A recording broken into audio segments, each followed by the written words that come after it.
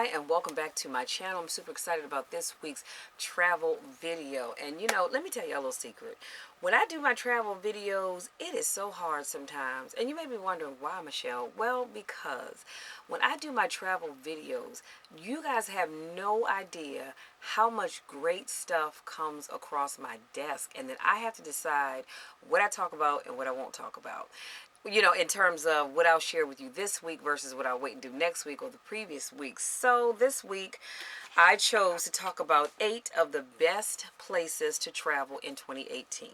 So we're going to just jump right on in. So first on our list is Washington, D.C. Why? Because the capital may be set on the banks of the Potomac, but it's never had a reputation as a great waterfront city. That could all be about to change. That's thanks to the 2.5 billion 24-acre district wharf, which opened in October just south of the National Mall.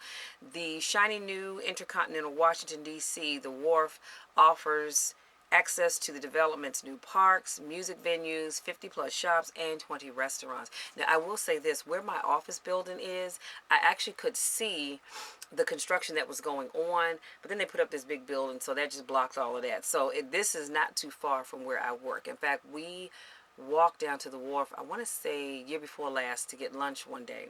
So I'm looking forward to going and visiting that.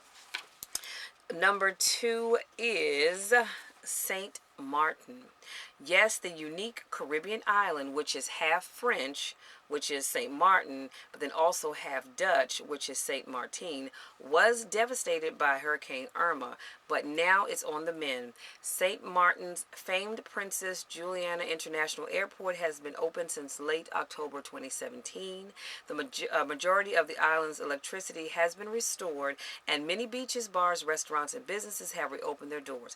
Because tourists are still wary, many hotels have discounted their rates, like the Hotel Mercure. Their rate is going for $169 a night, as well as the gorgeous Airbnb properties, which are starting at $50 a night. $50 a night, you guys, is not bad at all. So it's a win-win. Not only will you save money, but your money will be spent on businesses and people who really need our help. So, if you hadn't quite thought about where you wanted to go on vacation this year, I would suggest that you try St. Maarten. Now, number 3 is Santa Fe, New Mexico. And Santa Fe is a creative vortex that thrives at 7,200 feet at the foothills of the San Gier de Cristo Mountains, attracting artists and headliners from around the world. It's an ideal getaway for nature lovers, art enthusiasts, and spa seekers. Surrounded by natural beauty, the city's roots go deep with the Native American, Hispanic, and Anglo heritage. This year, the city is 407 years old and is the oldest capital city in the United States. It's home to 250 restaurants, more than 300 art galleries, at least 100 boutique shops, and a dozen festivals and fairs. Some of the highlights include strolling along Canyon Road and visiting a mile of art galleries. Visit the oldest house in the U.S. and attend Mass at the oldest church in the U.S., the San Miguel Chapel. See over 130,000, you guys, folk art objects from more than 100 countries at the Museum of International Folk Art. The admission is $12. You can check the Santa Fe Tourism Office calendar for events and festivals, as well as Hispanic walking tours, which are only $14, cooking classes, and more. Don't miss the pulled pork sandwiches at the Whole Hog Cafe, and they start at $3.99. That's $3.99, you guys. And be sure to sample their 6 signature sauces. Now, on Saturdays, stop by the farmers market and try local dishes at food stands. Find winter promo rates starting at $99 a night. You can fly into Albuquerque and then rent a car to drive to Santa Fe. Here's the deal. Hertz Rent-A-Car has deals, you guys, as low as $13.99 per day. That is not bad. So, next on our list, what is that, number 4? Yep, number 4 is, and this is interesting because this is a place I never would have thought to visit, but it's Moab, Utah.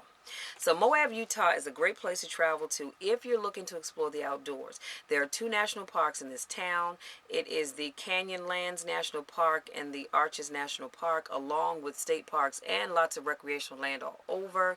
You can camp for free in many different areas around town, or there are also hotels and Airbnbs. If you like to camp, then you can camp for free in a beautiful place with a mountain or canyon view. How nice is that?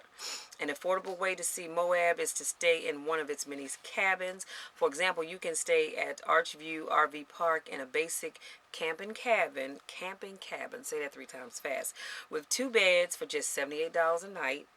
In Moab, there is an endless amount of activities. You can go rock climbing, rafting, kayaking, explore the national park, skydive, off-road, and if you don't have a Jeep of your own, you can rent one.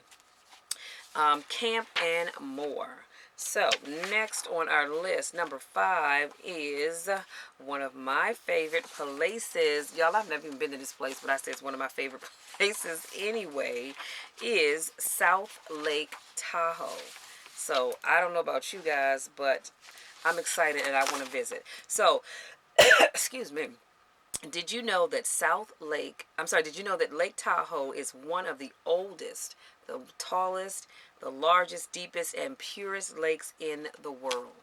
And if you've ever seen the lake at Lake Tahoe, it is absolutely beautiful. The southern shore of the lake, known as South Tahoe, straddles 2 states and is known to be the livelier shore. There is a booming craft beer scene, and they even have a beer map for visitors. Some standouts are locally owned Lake Tahoe Ale, Warex, and the Coldwater Brewery. Heavenly is a mountain that's great for families. The resort has a village and shops and outdoor fire pits, so you can check out dinner and a magic show at the loft. And for the best sunset views and the best steaks, so I'm told, in South Tahoe, you can go to Friday's Station. Stay at the Lake Tahoe Resort at Heavenly, where the rates start at just $109 a night, and its location in the middle of the village means you can walk right to the gondola, which is nice when lugging your skis or your snowboard. But South Tahoe isn't all about the powder. In fact, over 2/3 of tourists arrivals are in the spring and the summer months. How interesting is that? Because I would have thought it would be the winter. And they come there for the hiking, the biking, and the golf. Wildlife lovers won't want to miss a visit to meet Emma, an American bald eagle rescued by Lake Tahoe Wildlife Care. Number 6 is San Juan, Puerto Rico. And following the devastation caused by Hurricane Maria, travelers might be reluctant to visit the territory of Puerto Rico if you don't have a passport, or if you have one that's close to expiring, or that you filed it and just haven't gotten it back yet. One of the best parts about visiting Puerto Rico is that no passport is needed for U.S. residents, you guys. Don't say, well, Michelle said. No, Michelle didn't say that. Michelle said for U.S. residents, you don't need a passport. With plenty to see, both in San Juan, from the charm and bright colors of old San Juan to checking out where one of the most famous rums in the world is made. And in case you're wondering which rum is that, it is Bacardi. And I didn't know that till I read this article. So the Bacardi factory, and it's $15 for this historical tour. And outside, such as a trip to El Unique National Forest, you'll be kept busy. Flights to San Juan generally will run you less than $250 from the East Coast, making it a perfectly close and affordable getaway. While there are several affordable chain hotels, boutique hotels flourish, especially in old San Juan. So I'm telling you guys, San Juan sounds like the perfect place to be. Number 7, last but not least, is the Caribbean. Here's why. While the devastating hurricanes of 2017 impacted just a portion of the Caribbean region, it damaged some of its more cruise popular spots, like Tortola in the British Virgin Islands, St. Martin, Puerto Rico, St. Bart's, the U.S. Virgin Islands, St. Thomas, St. Croix. When I saw that, I was like, yes, because I've been to St. Croix, and it was absolutely beautiful. And St. John.